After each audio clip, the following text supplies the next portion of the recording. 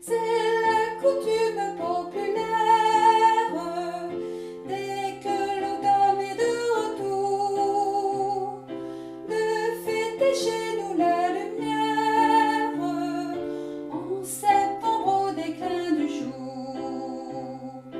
Et dans la nuit on voit éclore de tous côtés à l'horizon des lanternes multicolores que portent filles et garçons. Vive les allumoirs, ma mère, vive les allumoirs. On les allume quand il fait noir. Vive les allumoirs, vive les allumoirs, ma mère, vive les allumoirs. On les allume quand il fait noir. Vive les allumoirs, vive les allumoirs, ma mère, vive les allumoirs. On les allume quand il fait noir. Vive les allumoirs.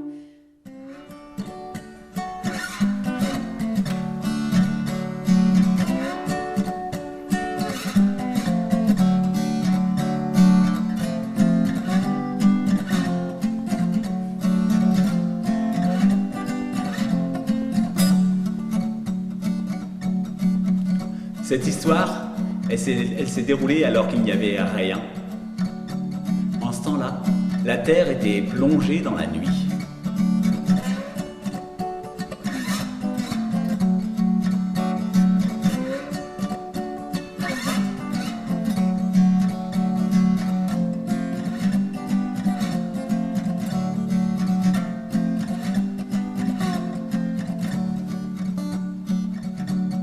Il y avait un vieil homme, un pêcheur, qui vivait avec sa fille dans une cabane près de la rivière. Et si la terre était plongée dans la nuit, c'était à cause de ce vieil homme. Car dans sa cabane, il avait une boîte qui contenait une boîte, qui contenait une boîte, qui contenait une boîte, qui contenait une boîte, qui contenait une boîte. Il y avait comme ça des dizaines de boîtes. Et dans la plus petite des boîtes, il y avait toute la lumière du monde.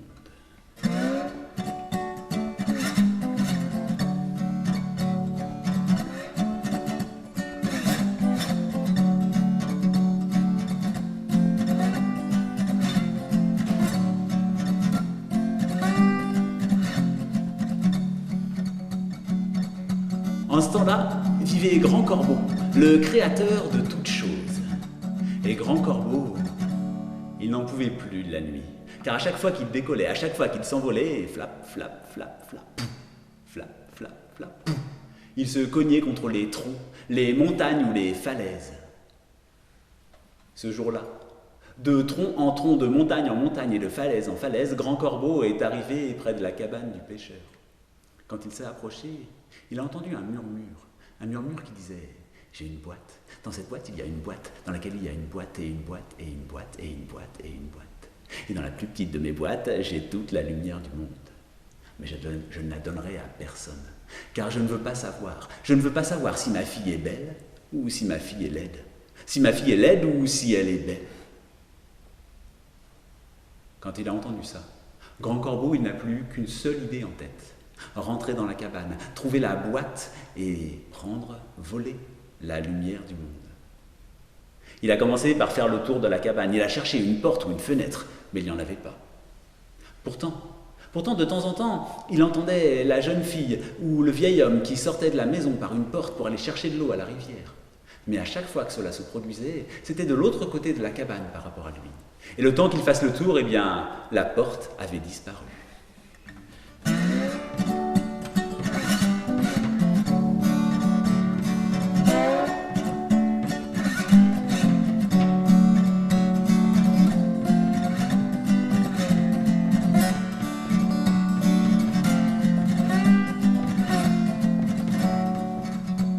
Alors Grand Corbeau, il s'est mis à réfléchir. Il a réfléchi pendant des jours pour savoir comment entrer dans cette cabane. Puis, il a eu une idée. Un jour où la jeune fille était à la rivière en train de prendre de l'eau, il s'est transformé en aiguille de pin. Il a plongé dans l'eau et l'aiguille a suivi le courant et est rentrée dans le seau de la jeune fille. La jeune fille a eu soif. Elle a bu à même le seau. L'aiguille est rentrée dans le corps de la jeune fille. Et la jeune fille est rentrée dans la cabane.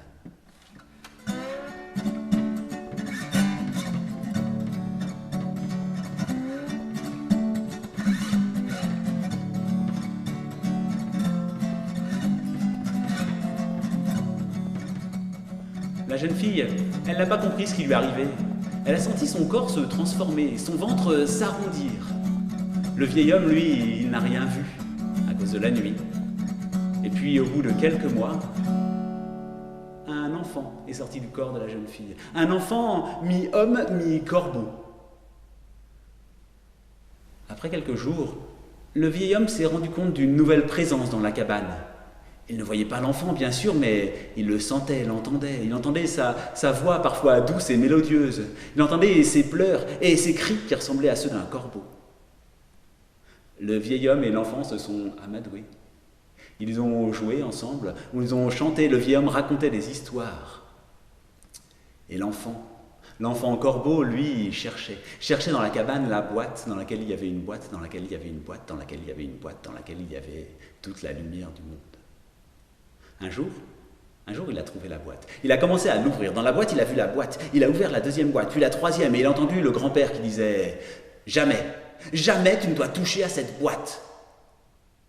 Mais grand-père, c'est la seule chose que je veux ici, moi. Cette boîte, est-ce que tu veux bien me la donner ? Jamais je ne te donnerai cette boîte.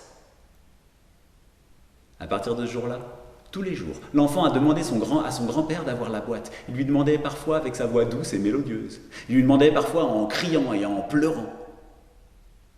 Et comme le grand-père était un grand-père, il a fini par donner la boîte. À partir de ce jour-là, l'enfant a demandé la deuxième boîte, parfois avec sa voix mélodieuse, parfois en criant et en pleurant. Le grand-père lui a donné.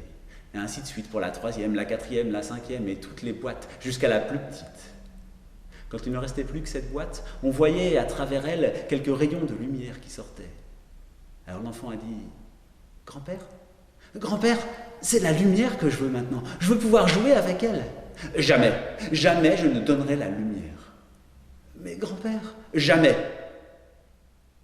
Et tous les jours, l'enfant a demandé avec sa voix douce et mélodieuse, ou en criant et en pleurant. Et le grand-père, c'était un grand-père. Il a fini par donner la lumière à l'enfant. Ce jour-là, il a à peine eu le temps de voir l'enfant que celui-ci s'est transformé en corbeau, qu'il a pris la boule de lumière dans son bec et qu'il est passé par la cheminée. Grand corbeau, il a déposé la lumière dans le ciel. Elle est devenue le soleil. À partir de ce jour-là, tout a changé sur Terre. Les fleurs ont eu des couleurs bleues, rouges, violets. Les feuilles des arbres sont devenues vertes. Dans la cabane, le grand-père était triste. Triste d'avoir perdu toute la lumière du monde. Et puis, il a vu sa fille. Et il a vu qu'elle était belle. Très belle. Alors, il a souri.